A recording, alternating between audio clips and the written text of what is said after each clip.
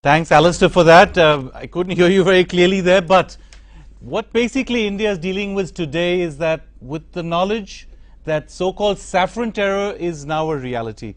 The leaked confession of RSS-linked Swamy, Asim Anand, exposes how he and other Hindutva extremists attacked the Indo-Pak Samjhauta Express, killing 68 people, mostly Pakistanis.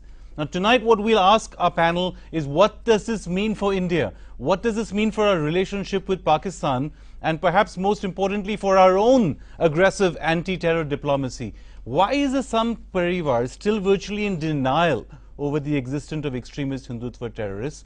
Now, with us to discuss this in the studio, we have with us the President of the Janata Party, Dr. Subramanian Swamy, also a member of the All India Muslim Personal Law Board, Kamal Farooqi, political analyst Ijaz Ilmi, and from Delhi we've been joined by an academic from Delhi University, Rakesh Sinha. We'll also be joined from Peshawar on the phone line by Rahimullah Yusufzai, the executive editor of Pakistan's Jung Group of newspapers. And don't forget, you can join the conversation by calling us 0120-436-9422. But before we go into the discussion, let's just take a quick look at what Swamy Asim Anand said and some shots of the damage he and his men caused. Now, he basically said while giving his confession that was published by Tehelka magazine that he knows the confession could lead him to the death sentence, but he's making it because, as he says later in the magazine, he felt guilty at having met a young boy in jail, Kaleem, who had been wrongfully accused of the Samjhauta blast, and in speaking to this boy and developing sympathy and empathy for his wrongful conviction, he stood up and made his confession. Of course, this confession is not about his work alone. He also names several RSS functionaries who he said were part and parcel of this attack on the Samjhauta Express that killed 60 Pakistani citizens, 68 people in total. Now, the question is, let me start with you, Subramanian Swamy. There's been a denial of saffron terror. Can that denial now finally stop? Well, it's a definitional problem there. I don't know what you mean by saffron terror. Hindutva extremists.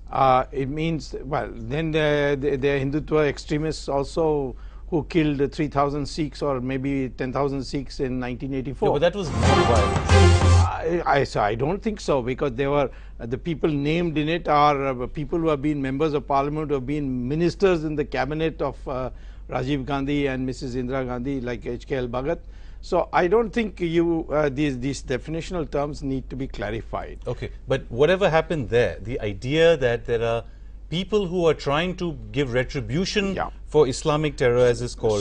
So coming back to your question, I would say there has to be an establishment. It has to be established that RSS as an organization took this decision. Because otherwise, if you start applying this logic. Let's not go to the RSS right now. Just all right. These guys as individuals. Then what is this? There are crazy Hindus in the country. I don't know when they started it. According to one report, they're supposed to have started planning from 2002. Okay. So let the government come out with a white paper.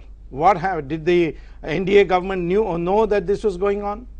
When Mr. Manmohan Singh took over in 2004, did he know that this was going on? Because the IB, I can't believe that the IB would be unaware of it, something which has been going on for such a long time. So I am afraid that the whole basis we are relying on, even today, this confession, we are relying on the Tehelka report. Now, I am assuming that the Tehelka report is correct. Even assuming that to be so, I would say that these little pieces that have to be added up, the dots have to be connected. That has not been done so far. I really fail to understand why Mr. Swamy is not yet in a position to be realistic about the whole thing. One after the other. It's not simply this Asim Anand we are talking about. We are talking about Prohit, we are talking about that lady, we are talking about the colonel, all these people, and they, at one point of time or the other, they are associated with organizations like RSS. Rather, I'm sorry, why have you not called people like Tejinder and other people who have been garlanding them, who have been praising them, and all of them were there, including Modi, including the top RSS people. They were there when he was making all those kind of things. Let's explain to viewers what you're basically saying is a lot of the people today accused of saffron terror, it is called, were people who were defended by the Sangh Paribar and even publicly facilitated. The question is, let me ask you this as a Muslim, as a sort of a political spokesperson for the Muslim community, how does this make you feel? No, I'm relieved and I'm sorry. Both the things are there. I'm relieved. What's the relief about? I'm relieved because now at least any person, including Mr. Swamy and other RSS people, they will not be anymore talking about that all terrorists are the Muslims. They will stop talking about this. This is one relief. The other sad thing is that organizations like RSS are openly getting involved into it and they are defending these people. Okay, let me put this to you, Professor Sinha. The idea right now, what has become clear is that there are a band of individuals conducting these attacks. There is no clear evidence yet to show that the RSS as an organization has been involved and supportive of them. Would you agree with that statement, or do you think the RSS is also involved in this as a movement, as a group? I am happy to find Dr. Swamy in your studio, but I am unhappy that you are discussing so-called Hindu terrorism with him. He is the person, the point of discussion should be the corruption. He is a hero of the 2G spectrum. He exposed the government. And now I am coming to the point. Look, there is an international conspiracy to create a parallel of jihadi terrorism, Hindu terrorism. This is an international conspiracy. They have been trying for the last 1 decade to defame Hindu society, to defame nationalistic society, nationalist organizations. Let me make it clear. Asimanand or people like him, like Pragya Thakur, they are not directly linked to the RSS. They are not the members of the RSS. At one point of time, they had sympathy with the RSS, but if they are involved in the violence, no RSS person can be responsible for violence. RSS does not dictate for violence. RSS believes in cultural nationalism. So all the plots are, it is a political conspiracy of the government. Now the budget session is coming. Before the budget session, they will start trying the Asimanand case. In the monsoon session, they tried 2 more people of RSS, Indresh Ji case. Okay, so Mr. time and again, government creates a villain. Okay, Mr. Sinha, you made your point that you're saying that this is a political ploy. Let me just, if I can summarize, you're saying it's a political ploy in time for the budget session of Parliament. Just a line. Okay, quickly. Just a line. Why this is a media trial? All the time, whenever there is a session of government, it's not media. Why are you blaming media? Yeah, Mr. Sinha, why are you blaming media? I'm not blaming media. He has confessed it, Baba. No, I'm not blaming media. Please let me clear. I'm not blaming media. It is the government agency which is briefing media, and Mr. Farooqi is there. Please ask him, what about Batla House? What about Afzal? Yes, we have got serious doubt about Batla House also, Mr. Sinha. We have got serious doubt about. Why you have doubt? Okay, let's keep this discussion on Swamy Asimanand. Okay, Mr. Sinha, I get your point. Look, let's give other people a chance to get in here. There's one important person I want to get into the show, a Pakistani gentleman calling us from Peshawar, Mr. Rahimullah Yusufzai. He is the executive editor of the Jung Group of newspapers. Sir, thank you for joining us on the telephone. Let me ask you, as a Pakistani journalist who's been writing about terrorism in Pakistan, how does the confession of Asimanand grab you? What is your takeaway when you see the report that is now in the Helka magazine? It won't be surprising because extremists in both countries are involved in acts of terrorism. We have our own homegrown extremists. We have Taliban, we have jihadis, and we have also foreign terrorists belonging to Al-Qaeda. And we knew that there were also extremists in India. And if this confession has not been taken under duress, if the person is finally punished, I think we will be doing justice to these 68 families, 60 Pakistanis and 8 Indians. They have been waiting for justice for last many years. It happened in 2007, and many people actually have forgotten about this Samjhauta Express bombing. Okay. So I think it's let me ask you this one question, sir. What would you now expect the Indian government to do? I think that if this case is resolved, if finally the people are punished in India, it would, I think, create a lot of pressure on Pakistan also to take action to convict the people who are responsible for acts of terrorism in India, especially for the Mumbai attacks. Okay. So I think that, it will send a very strong message to Pakistan. Okay, it would send a Pakistani strong people message. would I take your believe point, sir. because Ijaz they have Ilmi, this been is exactly what we've been hearing all along, that now if India does not act against this, then the Pakistanis will sit back and say, look, we don't have to act against 2611. You now know the pain of having extremist elements in your society who are protected by political parties and by people in the political system. It was always known for a very, very long time. It's also coming out now. These doubts were there in everybody's mind. What is very important out here is that unless you punish with a heavy hand all perpetrators of violence, whether it's Hindu terror or jihadi terror, you will not get justice, and India's stand on terror will be compromised. I mean, I would like the RSS and the BJP leadership, which went and felicitated Sadhvi Pragya and Rajnath Singh, went on the dharna to protest against the arrest. Okay. These people should apologize, because they are the ones who compromised India's stand on terror. Okay. Because after this statement has come to a magistrate. It was not under coercion. This is not like This the police is a legally sustainable This is not confession. a police confession done on Muhammad Kaleem. Sure. And he said it's hundreds of Muslim under boys who were section picked 164. It's maintainable in court. We have a caller, Sanjeev Iyer from Bombay. Quickly ask your question to the panel. TV देखना TV में आवाज आएगा तो TV Yeah, Sanjeev Iyer. वरना मैं Okay, we'll come back to him. Subramanian Swamy, let me ask you this. You said that there are extreme elements in there. When the RSS is perpetrating what is a pretty ethnic philosophy in many ways, it is a philosophy that can go out of control in the hands of the wrong people. The leadership of the RSS may be very wise, educated people who have a certain cultural view. But that particular point of a way of looking at the world, at differentiating between people based on religions, in the hands of less sophisticated people can easily degenerate into terrorism. Well, that's a question of guess on your part, because I know the RSS from top to bottom, including the workers. Now, I would like to add to a point raised by Professor Sinha, which is about a conspiracy. Now, I am not advocating any conspiracy, but I would like to say that when the Shankaracharya of Kanchi was arrested on a murder charge, and he's now been practically exonerated, every witness has now bolted, and the state is looking red in the face. In 1948, Godse was said that he was an RSS man. He had been in RSS. He had dropped out of RSS. The RSS was banned. It was held guilty for Mahatma Gandhi's assassination and then completely exonerated. So then, of course, in the emergency. So I am not, you cannot rule out the possibility, particularly because the present government is suspected of being anti-Hindu. Whether it's anti-Hindu or How do you not, say that they're I am suspected of saying being that this is anti-Hindu? a widespread impression. No. But I'm giving you That's my very- point that's of too view. far-fetched. That's too far-fetched. Well, maybe far-fetched for you. That's too far-fetched. Well, maybe far-fetched for you. But I am saying that the length and breadth of this country, the general opinion amongst the Hindus, now I'm not taking 100%, but the very large percentage of Hindus feel that this government is anti-Hindu. Okay, Ijaz so Ilmi. you have to have an independent agency.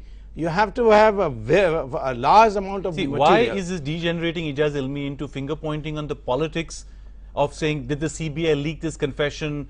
Is this really a conspiracy? We are still having a hard time accepting the fact that Dr. Swamy said earlier, we need to accept as a nation there's a group of people who purport to speak for Hindus, which they do not, but they are extremists. And we need to embrace them and prosecute them and make sure we weed them out of our society. No, there's no question. The law of the land is very, very clear. On an act of terror, you have to give them the maximum punishment. But why is Professor Sinha and my friend Subramanian Swamy protesting so much about a conspiracy theory I'm not ruling or the it out. possibility of a conspiracy theory? Because I've seen it happen in the past. But Jahangir, let's not forget, for the Malegaon blast in September 2006, those 9 boys are still behind bars. If you want to catch hold of young, bearded, educated Muslim boys, actually catch hold of the right ones who are involved in terror. Don't go around catching all and sundry. And for 4 years they're behind bars. Who's going to compensate them? They're living in penury, they can't walk. And the Professor Sinha, why don't you answer Ijaz Ilmi's point? Why is this reluctance to accept what is staring us in the face? Asking to me? Yes, sir. Hello? I am putting one question to Mr. Faruqi. I am very thankful to the Pakistani gentleman. He has at least said that Pakistan is guilty for the 26/11 incident in Mumbai.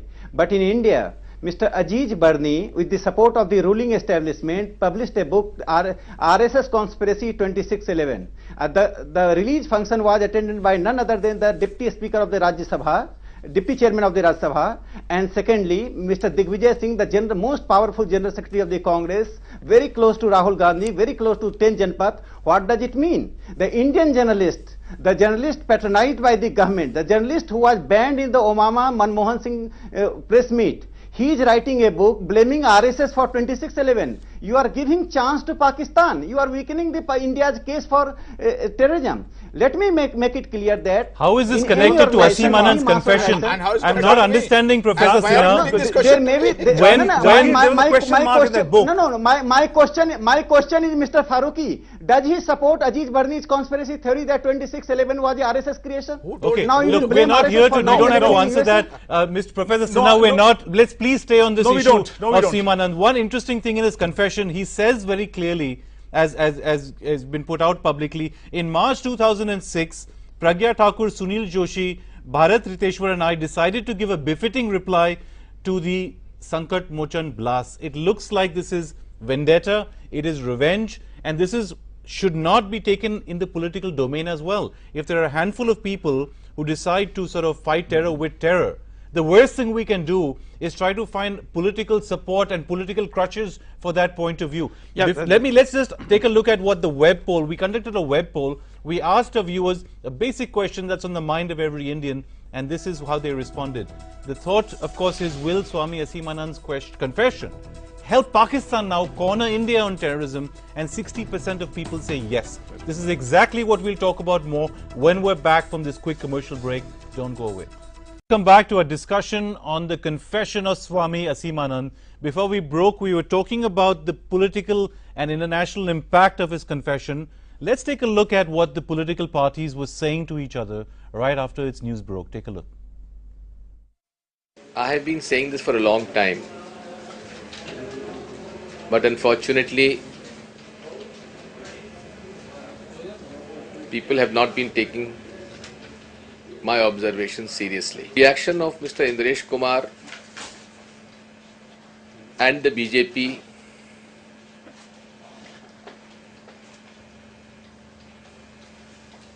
is on the predicted lines. The BJP clearly believes that terrorism has got no religion. There must be fair investigation. As we have said, there is no Muslim terrorism. It's only jihadi terrorism. Similarly, we condemn the use of expression saffron terror and Hindu terror. All such issues are taken up with the respective governments. We will certainly take up this with them. All right, Mr. Yusufzai, let me come to you. So when you listen to the political discourse in India, do you see a reluctance on the part of the Sangh Parivar, the so-called Sangh Parivar, to accept what is going on with some of the extreme elements in their circle?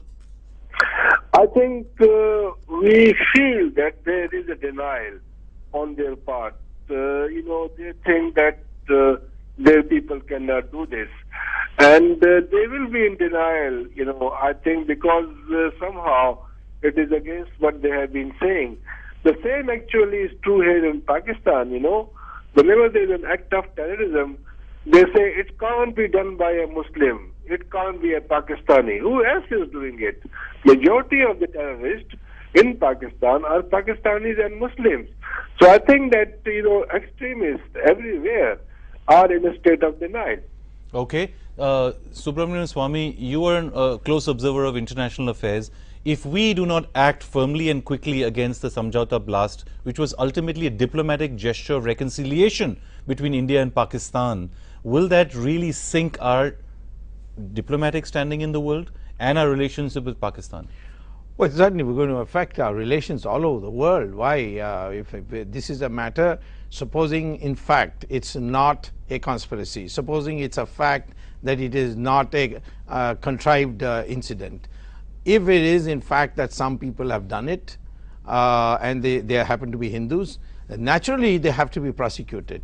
But I would like to know what really happened. That's why I have been demanding a white paper on when this project began, when did you first come to know, were there intelligence reports on this, did you wait from 2004 to 2006 for the UPA government, what was 2002 to 2004? Of course, the real question comes when there is a glib connection with the RSS. That's where the problem arises. Absolutely. We must not jump to the conclusion that the RSS as an organization was involved. There's another problem there. There's another problem is how easy it is after every bomb blast to pick up young innocent Muslim boys and incarcerate them for months and months and years on end. Look, but the larger point is how reactive we've become as a nation. Yes. That basically whether it's young Muslim boys who are picked up or it's facile connections made to the RSS as an organization, there's a kind of hit and run journalism at work here where unsubstantiated, allegations are thrown at people and sadly they stick without due diligence done by the journalists or sometimes even by people have some of the state agencies. Also. Ask them also. We have a caller. We have a caller from Hyderabad. Anwar Wahid, go ahead. Ask your question quickly, sir. Hello. Yeah, go ahead. Yeah, I have a question for Mr. Pocha. Yes, I am not here to involve the Pakistani journalist in the internal affairs of India. All right. Okay, that's because I'll answer you. Let's take one question at a time. He's here because 60 Pakistani citizens also died in the Samjhauta attack. What is your second question, sir? My question with Mr. Swamy is, as the truth has come out that RSS is involved in this, now as you are the king of the scams, what efforts you are going to take for the release of the Muslim people who are caught up in these cases? Okay, good question, sir. Dr. Swamy? Well, first of all, I don't accept that the RSS is involved. This is a floating rumor that is going around. Let the government establish. This government is not an RSS government. It's a government which is hostile to RSS. Let them establish so. I'm afraid the track record of this government on these matters is so weak that I would like them to bring out a white paper on this matter. Very quickly, we're running out of time. What I want to ask all of you is, where do you see this going? Kamal Farooqi, I want to ask you, do you see a reaction from the Muslim community and then a cycle of violence? No, I don't see it. Rather, I personally feel that if action is taken against any terrorist, whether it is Muslim or Hindu, it will enhance my reputation. Okay. Professor Sinha, let me ask you this. If the RSS can just accept that it has a problem, it can actually win respect both in the country and internationally. What is stopping it from just embracing the fact that there may be some wild cards in the organization and dealing with them firmly? No. These people whose name appears in the violent activity, they have nothing to do with the RSS. They are not the part of the mainstream. But then why is the RSS seemingly protecting them? So the question, no, RSS is not protecting. Who is protecting? They're RSS, defending them RSS publicly. Is it the police or is it the court? No, you are the investigating agency. Because the government, a section of media is blaming RSS, so RSS has to protect itself. And second thing, one more thing. Okay, let him finish. No, kindly, one more thing. Government is afraid of anti-establishment movement like 1974 movement is offing, and the opposition unity is the headache for the government. So government wants to break the opposition unity by bringing the RSS in the midst of the controversy. All right, we're really running short of time. Left and right are I do want to give Ijaz Ilmi a quick chance. Your last thought on this, Ijaz Ilmi. Whether it's jihadi terror or Hindutva terror, you have to punish them with the same brush. You cannot exclude one from the other. Secondly, the poor boys who have been behind incarcerated, get them out and re-establish them. Get the innocent now who are falsely accused, free them. And let the RSS spend some money. If boys have been falsely implicated, let the RSS spend some money. Rehabilitate them. Absolutely. Yes. Okay, Dr. Swamy, I give you the last word. Well, I think that we should get to the bottom of this. I feel that the government has to bend backwards because it is suspect in this matter. And I think from my personal knowledge, I just can't find it very, very hard to believe that RSS is behind this. All right. Well, we have to end on that note. Let's thank our guests for being with us. But tonight, India goes to bed with the uncomfortable reality that so-called saffron terror is basically rife across much of our society. Now, before we sign off, let's take a look at some of the thoughts you shared with us when we asked you about this phenomenon. Confession of one single man does not make a difference to the relationship between two countries, because an act of terrorism is an act of a terrorist who knows no religion. You have to raise a voice against this Hindu terrorism, because India is a secular country and every religion and everyone has a place in it. इससे भारत पर कोई असर नहीं पड़ेगा, ना ही पाकिस्तान पर असर कोई पड़ना चाहिए। भारत का अंदरूनी मामला है, जो भी भारत करेगा वो अपने हिसाब से करेगा। कोई हिंदू आतंकवाद है ही नहीं, ना होगा, ना रहेगा। हिंदू कोई आतंकवाद नहीं है।